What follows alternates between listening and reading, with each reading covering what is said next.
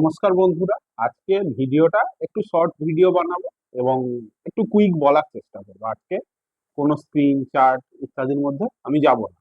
তো আপনারা যে আমাকে কোশ্চেন করছিলেন বা কমেন্ট করে জানতে চাইছিলেন আজকে মার্কেটটা ঠিক এতটা পড়লো কেন, অর্থাৎ আজকের এই প্রায় 1.2% যে ফলটা হয়েছে তার কারণটা কি।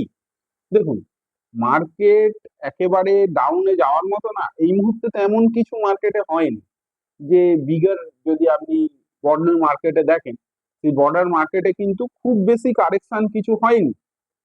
এবং আপনারা কালকে সবাই দেখেছেন যে ডাউ প্রায় 4% আপসাইড হয়েছে। আচ্ছা, ন্যাসড্যাকও প্রায় 2%-এর কাছাকাছি পজিটিভ ছিল। তো সেখান থেকে আজকে আমাদের এই মার্কেট এতটা পড়লো কেন, অর্থাৎ এইরকম কারেকশনের ঠিক কারণটা কি?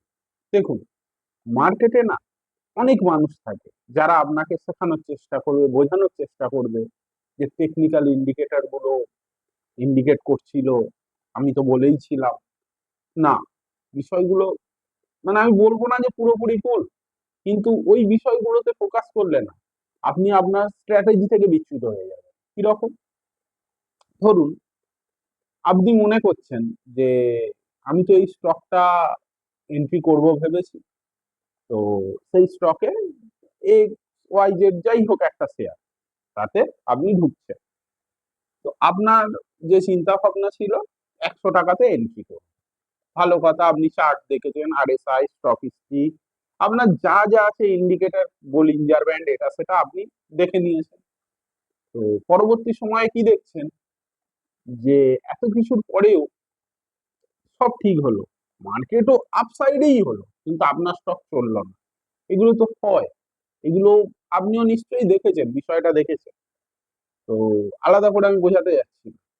কিন্তু এই যে বিষয়টা, অর্থাৎ আজকের এই এতটা নিফটির কারেকশনের কারণ, সেটা কিন্তু শুধুমাত্র ইন্ডিয়ান মার্কেটের সেলিং, আর কিচ্ছু নয়।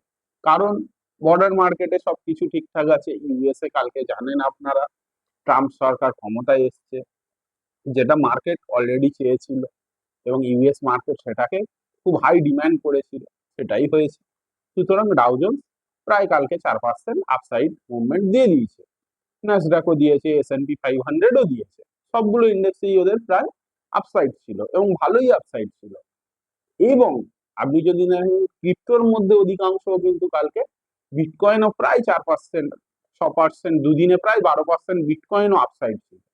তা সত্ত্বেও ইন্ডিয়ান মার্কেট কেন পড়লো? তার কারণ হচ্ছে ইন্ডিয়ান মার্কেটের ইন্টারনাল সেলিং। অর্থাৎ তাহলে কি শুধু ডি2ই সেল করেছে? না, শুধু ডি2 সেলের কারণে না, এখানে কিন্তু এই যে আমরা, অর্থাৎ রিটেল ইনভেস্টররাও কিন্তু সেলিং করে মার্কেটকে ফেলতে পারি। কারণ রিটেল ইনভেস্টরদের মোট সংখ্যাও কিন্তু একটা বড় সংখ্যা। সেক্ষেত্রে হতে পারে কেবলমাত্র ডি2 বা ডি2 এবং রিটেলরা, কেউ তো বিক্রি করেছে তাই মার্কেট নিচে এসছে, এটা খুব স্বাভাবিক। এবং আজকের এর ফলের জন্য কিন্তু শুধুমাত্র ইন্ডিয়ান সেলিং এই দায়ী। আজকের F2 সেলিং এর জন্য তেমন কিছু চেঞ্জেস হয়নি। যেটুকু পতন ঘটেছে কেবলমাত্র ইন্ডিয়ান মার্কেটের সেলিং এর জন্য। তো সুতরাং এক্ষেত্রে ভয় পাওয়ার কিছু নেই এবং উল্লাসিত হয়ে প্রচুর অর্থ আপনার যা আছে 100% কর্পাস লাগিয়ে দেবেন, সেটাও করবেন না। আপনি কি করতে পারেন, চারটে সেগমেন্টে আপনার যে ইনভেস্টমেন্ট করতে চাইছেন ক্যাপিটালটাকে ভাগ করুন, করে 10% যদি আপ হয় লাগান, 10% ডাউন হলে ক্যাপিটালটা ইউজ করুন, ব্যাস।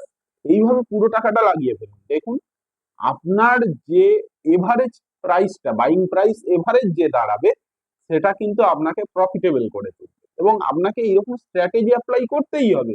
আপনি যতই টেকনিক্যাল শিখুন, আপনি যতই বোলিঞ্জার ব্যান্ড নিয়ে ঘেঁটে গুলে খান, সে আপনাকে পয়সা দেবে না। ইনভেস্টমেন্ট না করলে আপনি পুরোপুরি থাকতে পারবেন না। ওগুলো বলা হয়, ওগুলো না শেখানো হয়, বোঝানোর চেষ্টা করা হয় যে ওইভাবে পয়সা হয়, অনেকের হচ্ছে, দেখানো হয়। বাট বিশ্বাস করুন, যারা শেখাতে চাইছে তারাও কিন্তু অধিকাংশ ক্ষেত্রে কেউ প্রফিটেবল থাকে না। তারাও ইনভেস্টমেন্ট করে, হ্যাঁ হয়তো ওভারঅল তারা প্রফিটেবল, কিন্তু দেখবেন যে তাদের যদি ইয়ারলি সিএজিআর রিটার্ন অ্যাপ্রক্সিমেটলি 30%, 40% হয়, সেখানে ইনভেস্টমেন্ট থেকেই তারা এনেছে 25%, এবং বাকি যে 15% ট্রেডিং করে নিয়ে এসছে। কিন্তু তারা বলার সময় একবারও এই সত্যিটা না বলে না।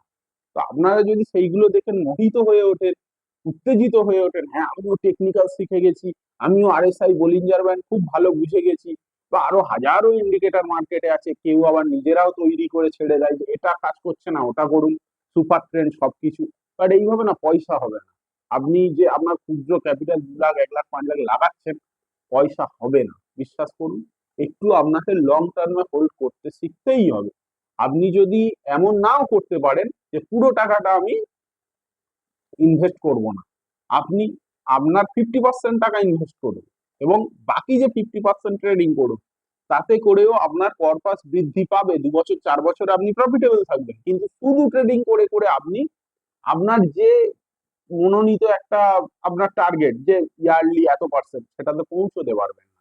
তার থেকে মিউচুয়াল ফান্ডে দিন, দিলে কিন্তু ওরা এনে দেবে। তো দেখুন, নিজে করে নিজে সবকিছু করার পরেও না মার্কেটে এই যে অপারেটররা রয়েছে বা যারা সরি বিগ মানি, তারা কিন্তু বিষয়টাকে আপনার সঙ্গে মোকাবিলা করে তারা এই মার্কেট থেকেই টাকা কালেক্ট করবে। তো সুতরাং তাদের সঙ্গে গিয়ে আপনি ভাবছেন যে আমি টেকনিক্যালটা প্রচুর বুঝে গেছি, আমিই জানি, টেকনিক্যালটা আর কেউ জানে না, তা তো নয়।